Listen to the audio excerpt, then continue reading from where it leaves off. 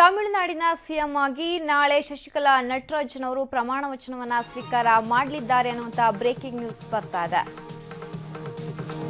ತಮಿಳುನಾಡಿನ ರಾಜಕಾರಣದಲ್ಲಿ ಸಾಕಷ್ಟು ಬೆಳವಣಿಗೆಗಳು ಆಗ್ತಾ ಇದೆ. ನಿನ್ನೆಯಷ್ಟೇ ಶಾಸಕಾಂಗ ಸಭೆ ನಡೆಯಿತು. ಆ ಸಭೆಯಲ್ಲಿ ಶಶಿಕಲಾರನ್ನು ಆಯ್ಕೆ ಮಾಡಲಾಗಿದೆ. ಮದ್ರಾಸ್ ವಿವಿ ಹಾಲ್ನಲ್ಲಿ ನಾಳೆ ಪ್ರಮಾಣ ವಚನವನ್ನ ಸ್ವೀಕರಿಸುತ್ತಾರೆ ಅನ್ನುವಂತ ಮಾಹಿತಿ ಲಭ್ಯ ಆಗ್ತಾ ಇದೆ. ಎಐಎಡಿಎಂಕೆ ಪಕ್ಷದ ಉನ್ನತ ಮೂಲಗಳಿಂದ ಈ ಮಾಹಿತಿ ಲಭ್ಯ ಆಗ್ತಾ ಇದೆ.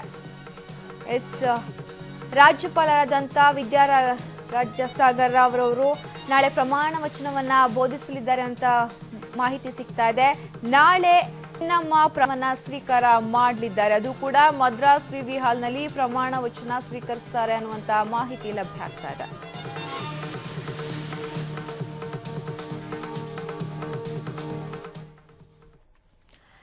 ಈ ಬಗ್ಗೆ ಮತ್ತಷ್ಟು ಮಾಹಿತಿಯನ್ನ ಕೊಡ್ತಾರೆ ನಮ್ಮ ಪ್ರತಿನಿಧಿ ಪ್ರವೀಣ. ಒಂದ್ ಕಡೆ ಭೂ ಕಬಳಿಕೆ ಆರೋಪದ ಹಿನ್ನೆಲೆಯಲ್ಲಿ ಇವತ್ತು ಆದೇಶ ಕೂಡ ಹೊರಬಿದ್ದಿದೆ. ಮತ್ತೊಂದು ಕಡೆ ಪ್ರಮಾಣ ವಚನ ಸಿಎಂ ಆಗಿ ಪ್ರಮಾಣ ವಚನ ಸ್ವೀಕಾರ ಮಾಡೋದಕ್ಕೆ ಎಲ್ಲ ರೆಡಿ ಕೂಡ ಮಾಡ್ಕೊಳ್ತಾ ಇದ್ದಾರೆ. ಏನಾಗ್ತಾ ಇದೆ ತಮಿಳುನಾಡಿನಲ್ಲಿ ಅಂತ?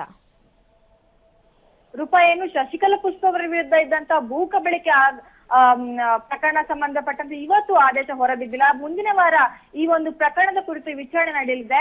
ಇನ್ನು ಏನು ಅಂದ್ರೆ ತಮಿಳುನಾಡಿನ ಎಐಎಡಿಎಂಕೆ ಪಕ್ಷದಲ್ಲಿ ಸಾಕಷ್ಟು ಬೆಳವಣಿಗೆಗಳು ನಡೀತಾ ಇದೆ. ಹಾಗಾಗಿ ನಾಳೆ ಏನು ಶಶಿಕಲಾ ನಟರಾಜನ್ ಅವರು ತಮಿಳುನಾಡು ಮುಖ್ಯಮಂತ್ರಿಯಾಗಿ ಪ್ರಮಾಣ ವಚನವನ್ನ ಸ್ವೀಕರಿಸಲಿದ್ದಾರೆ. ಮದ್ರಾಸ್ನ ವಿವಿ ಹಾಲ್ ನಲ್ಲಿ ಶಶಿಕಲಾ ನಟರಾಜನ್ ಅವರು ಪ್ರಮಾಣ ವಚನವನ್ನು ಸ್ವೀಕರಿಸಲಿದ್ದು, ತಮಿಳುನಾಡಿನ ಹಂಗಾಮಿ ರಾಜ್ಯಪಾಲ ವಿದ್ಯಾಸಾಗರ್ ರಾವ್ ಅವರು ಪ್ರಮಾಣ ವಚನವನ್ನ ಬೋಧಿಸಲಿದ್ದಾರೆ. ಏನು ಎಐಡಿಎಂಕೆ ಮೂಲಗಳ ಪ್ರಕಾರ ಈ ಎಲ್ಲಾ ಮಾಹಿತಿಗಳು ಹೊರಬಿದ್ದಿದೆ. ಪ್ರವೀಣ, ಕೆಲವೊಂದು ಅಪಸ್ವರಗಳು ಕೂಡ ಕೇಳಿ ಬಂದಿದೆ. ಅವ್ರು ಆಗ್ಬಾರ್ದು ತಮಿಳುನಾಡಿನ ಸಿಎಂ ಅಂತ ವಿರೋಧ ಕೂಡ ವ್ಯಕ್ತವಾಗ್ತಾ ಇದೆ. ಹಾಗೆ ನೋಡೋದಾದ್ರೆ ಏನಾದ್ರೂ ನಾಳೆ ವಿರೋಧಗಳು ವ್ಯಕ್ತವಾಗುತ್ತಾ ಅಥವಾ ಎಲ್ಲವೂ ಕೂಡ ಅಂದ್ಕೊಂಡಂತೆ ನಡೆಯುತ್ತಾ ಹೇಗೆ ಅಂತ?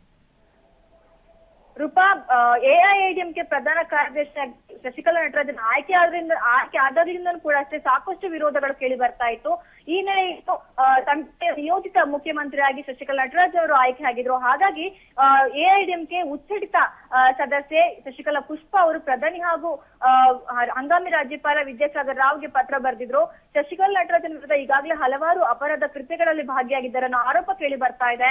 ಅಲ್ಲದೆ ಇವರು ರಾಜಕಾರಣ ನಡೆಸಲು ಸಾಮರ್ಥ್ಯ ಇಲ್ಲ ಇವರಿಗೆ. ಹಾಗಾಗಿ ಇವರನ್ನ ಸಿಎಂ ಮಾಡಬಾರದು, ಇದನ್ನ ತಡಿಬೇಕು ಪ್ರಧಾನಿ ಹಾಗೂ ಹಂಗಾಮಿ ರಾಜ್ಯಪಾಲ ವಿದ್ಯಾಸಾಗರ್ ರಾವ್ರಲ್ಲಿ ಕೂಡ ಇವರು ಸಾಕಷ್ಟು ಬಾರಿ ಮನವಿಯನ್ನು ಕೂಡ ಮಾಡ್ಕೊಂಡಿದ್ದಾರೆ.